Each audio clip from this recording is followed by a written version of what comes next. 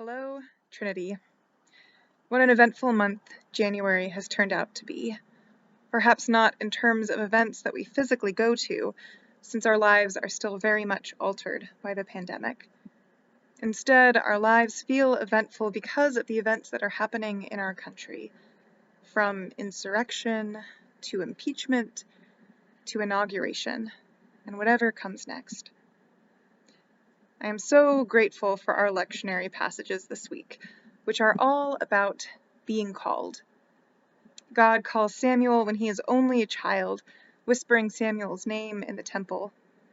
Jesus calls Nathanael out from under the shade of a fig tree to follow him, to be his disciple. What a fitting time it is to read these call narratives.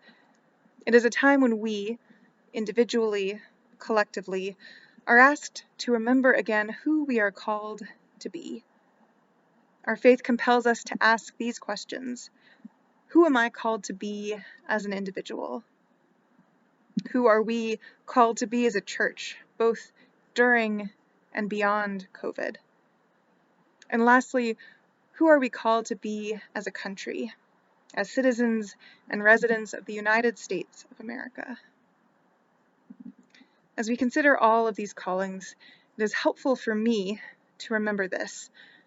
We are called first to be Christians. We are called first to be followers of Christ. And all of our other callings, who we are as sisters, brothers, parents, children, who we are professionally, who we are as Americans, all of these things flow from our commitment to be followers of Jesus Christ. All of these callings flow out of our commitment to trust in God, who showed us the way of love in sending Jesus into the world, to walk among those who are cast aside, and to lift us up out of our own sin and selfishness. It is fairly easy to say that our first calling is to be followers of Christ.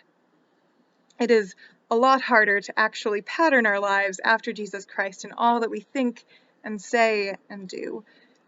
But I will say this. It is easier to follow Christ when we do it together. Our faith does not exist in isolation. Our faith thrives in community.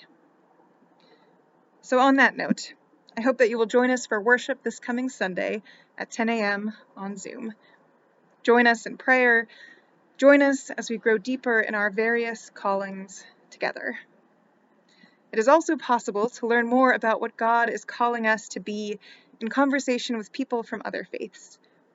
Along these lines, I invite you to tune in to the 54th annual Martin Luther King Jr. service organized by our friends at Congregation Mishkan Israel.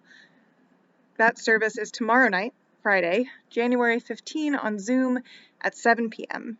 And both Luke and I participate in that prayer service with a reading. More details about the service can be found in our e-news this week, and you can also find information about how to watch the service later if you can't tune in on Friday. I look forward to connecting with you soon, to connecting with one another and reflecting on the ways that we are called as individuals, as a church, and as a broader community. Until then, peace be with you.